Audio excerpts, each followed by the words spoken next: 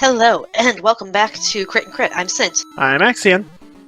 and we are continuing with our discussion of the Brothers Grimm's Rumpelstiltskin as we play through Mario Adventure, and inevitably watch Mario die in a variety of new ways, for he cannot escape the cyclical Sisyphean hell. Case in I point. didn't expect to be that immediately proven correct. I hate the bouncy blocks over lava. It's so annoying. But he's just jumping for joy. Or something. At the moment, he's jumping for coins. But not everybody takes coins. This is true. In many fairy tales, fairy creatures do not tend to be all that interested in money. Yep. It's a human conceit that is of little use to them. Well, yeah, here's the thing. Currency has value because human society has agreed that it has value. It has no inherent value of its own most of the time. Yep, and honestly, even most of the precious metals that have been used as currency have value mostly as currency these days. Gold and silver jewelry are a thing, but you can make jewelry out of other things, like shells, and in fact, shells have actually been a much more longer and more widely used form of currency throughout history than, precious metals had been. The cowrie shell, I believe, is the most used in history. Now, people might find it surprising, but I'm meaning actual worldwide history, not just the very limited Western scope that we usually talk about. But yeah, there's also just barter is a thing. Trading something of value for something else of value. It's how a lot of things worked back before a form of currency had just been decided on. And really all it comes down to is the concept of currency is a universally accepted third good that everybody agrees has value. Because barter system doesn't always work if some of your goods are seasonally available. I would like to trade this shirt for your crops. I need the shirt now. Your crops won't be ready for 3 months. So it's not going to keep that well. But having money as a medium of trade makes things a little more efficient. But as you said, yeah, this is a fairy tale, so money does not always work, because fairy tales are more often about a behavioral lesson. Yep. So to bring this back around to Rumpelstiltskin. When Rumpelstiltskin does favors for our young heroine, he demands some kind of payment each time. And while we do not know what materials her necklace and her ring are made of, they are clearly considered of value both to her and to Rumpelstiltskin. As we surmised in an earlier episode, this may just be sentimental value. Because we don't know why she has these. We don't know what they're made of, because none of the versions of the story that I read described the ring or the necklace in any detail. They are just something she possesses that she is willing to give up in exchange for Rumpelstiltskin's services.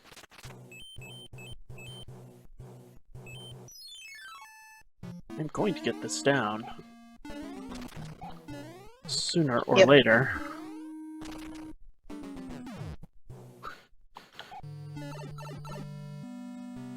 So, my understanding, at least, is that the actual value of the ring and necklace are irrelevant. What makes them suitable payment is the willingness to surrender them in exchange for services rendered, and the value of losing something to gain something in return. I'm going to offer a counter-argument for that. It could be simply that they are valuable in some way. They might not be very fancy, but it could be just a precious metal chain or a precious metal band. So they could be valuable, but what we're getting to is the third payment and what that symbolizes. The third payment being, obviously, firstborn. Now, going with your fey or weird and just want, like, things that don't necessarily have monetary value, that is entirely valid. Another interpretation is just the level of greed that Rumpelstiltskin has. Because, oh, yeah, jewelry, whatever, but, oh, I have you in a position to demand whatever I want from you. I'm going to demand this thing that means I am a specter over your life. Even after I take the payment, I find something living, full of potential, more valuable than anything else that you could offer me. So, no, I'm going to make sure that my payment is something that you are never going to forget. You can forget about a necklace or a ring. Especially after becoming queen. She has necklaces and rings for days, no doubt, after becoming queen. Yeah, well, Saturn's rings are still cooler, so... Well, yeah, but that's no contest. That's like... There's a reason we named planets after gods. Because they're up in the sky, and that was kind of our understanding of how cosmology worked? Yes, but they were also seen as, fantastical objects in the heavens moving on their own amidst a backdrop of stars that stayed still. So it's only impressive things that get named after gods. Usually. Because this when I bring up that what was pointed out to me is that the name Dennis or Denny is a variant of Dionysus, which means we've named Denny's after the god of the god revelry. of excess and revelry? Yes. Does that not make sense to you? I mean, I'm not sure I would associate Denny's with Dionysus with something that's basically a slightly upscaled Waffle House, where you're less likely to get punched. You have not been to a Denny's at 2 a.m. No, that's when I sleep. I have. The name fits. Well, good to know about your raucous nightlife as you seek the comfort of a pancake. Let's just say, if I was up at 2 a.m. and at Denny's, my life was not going well at the moment. Well, yeah, as the internet has had circulating for years, you don't go to Denny's. You end up at Denny's. That's not wrong. Anyway. And not that Denny's, the good Denny's across town. Ack. I almost had it. Or the one in the lava. I was almost there. One more jump. Does that mean this is nothing but a pipe dream? Anyway, we got distracted again.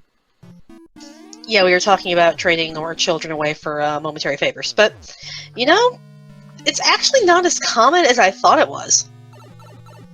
When I googled, I could only find, 3 for sure fairy tales that do involve, baby as payment. And it's Rumpelstiltskin, Rapunzel, and the Nixie in the Mill Pond. I'm not familiar with that last one. It's the usual thing of we're poor and we're desperate, and supernatural creature offers us something in exchange for something vague. What the Nixie demands is the youngest thing on your farm, and the farmer's like, oh, it's probably a kitten or a puppy. Sure, comes home and his wife has given birth. It's like, dude, how do you not know that your wife is extremely pregnant when you make this promise? You're basically guaranteeing she's going into early labor, or you left while she was in labor. But whatever. That kind of thing. Yeah, I get you. I overshot it that time. That's Yep. a new one.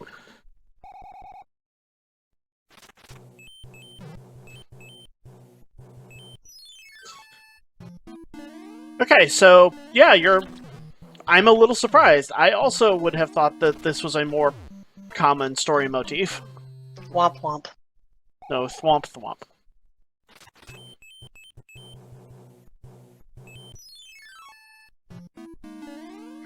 Yeah, but I think you are right that there are a lot of I want a payment that doesn't have to do with money. Money didn't help Gerda at all in the Snow Queen. Yep. With Beauty and the Beast, you get a rose as the valuable thing that causes the problem of all things. Because Beauty doesn't want something that's worth a lot of money. It's to show that she's more down to earth and less greedy than her sisters who want something of monetary value as their gifts. Mm-hmm. So it does go to show a lot. If you're obsessed with money, well, there's obviously a degree of greed, and I don't think that that's entirely out of place for Rumpelstiltskin. I'll stand by that, though I do think that there is definitely an element of this is too valuable for money. I really want you to pay me something that you're going to miss. You're royalty now. I don't care about your gold. Or you're going to be royalty in the very near future because of what I'm doing for you. Yep. And this, I think, kind of segues into the idea of capitalism being all about the cruelty. Because, again, she's offering to pay. Like, here, this is what you wanted from me for the first two. This is of excessive value to what I'm offering is of greater value than either of those things combined. So it's not about the value, it's about sending a message.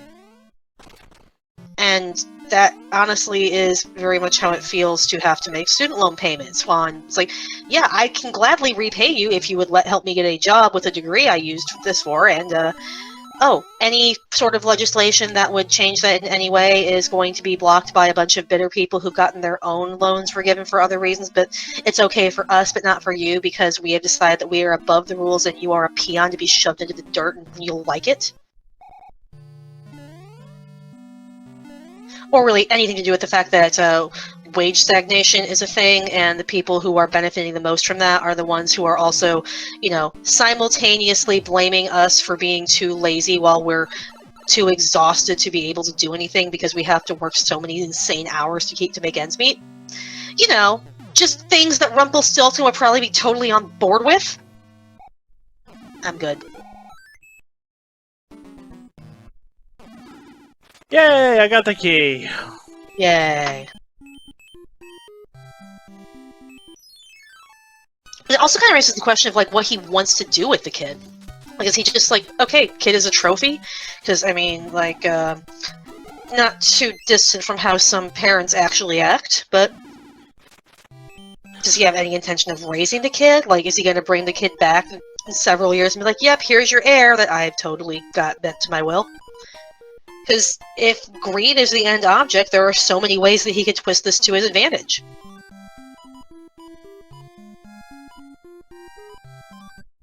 But this is getting a little bit beyond the scope of the text, I think.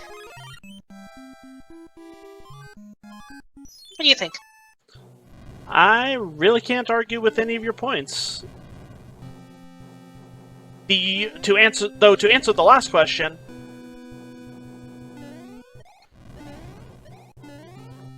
while child as payment for services rendered is a relatively uncommon story trope, fairy children, and fairies taking children, rather, is not as uncommon, I would say. And if we're willing to call Rumpelstiltskin a fairy for all intents and purposes, even when he's not explicitly referred to as such in the text, then I would say that many of his reasonings could probably be assumed to be under the same stipulation. Okay, I need to bring up something that I don't think you're going to like. Okay. Have you seen circling around the internet a theory that I have seen in some circles that a changeling was how, back in the day, people explained autism? Yes. Because it would be most noticeable at about the point where the child is expected to start developing certain social traits, and if they're a little on the slow side, for one reason or another, then yeah, it was theorized that, they were stolen by the Fae and forgot how to be people. Or they're just, your child has been replaced by something that isn't your child, because your child wasn't like this. Your child was normal. Your child was... Can we just say that history absolutely sucks? Yep. If you're, not neurotypical, if you are, not... Let's be blunt here. If you are not a neurotypical white guy. Yep. We're not that historically far removed from, you're having feelings about the fact that you are being suppressed in every possible aspect of your life. Clearly, we must diagnose you with hysteria and institutionalize you. But again, we're getting off track. But yeah, since that was a common justification for things, there is no doubt that that would then be worked into much of the folklore. So yeah, Rumpelstiltskin was going to kidnap the kid, and maybe it was so he would have an heir to the throne that he could put under his thumb. Maybe it was just so he could make them into a fairy child. Whatever that means in the long run. And the story doesn't elaborate on it because, well, because the queen saves the child from that fate. Also, I don't think the story would elaborate on it because it's mostly from the queen's perspective, so she wouldn't know. Well, again, because she saves the child from that fate, if she had failed, then presumably the child's life would continue on under Rumpelstiltskin's influence. Yeah, maybe.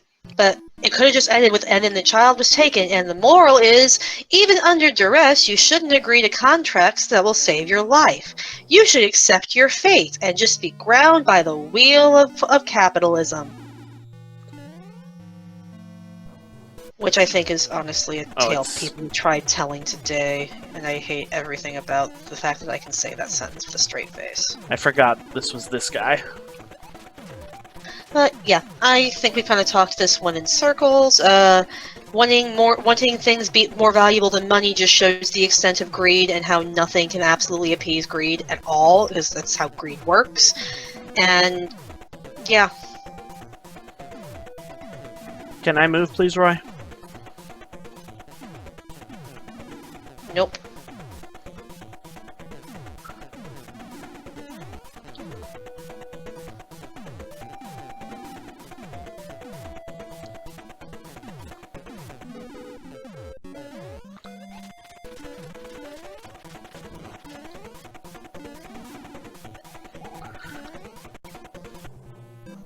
Yay!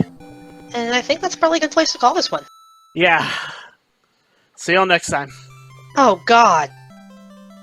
Some of the things you could do to get rid of a changeling are, we're not going into that. I'm closing this tab. See y'all next time!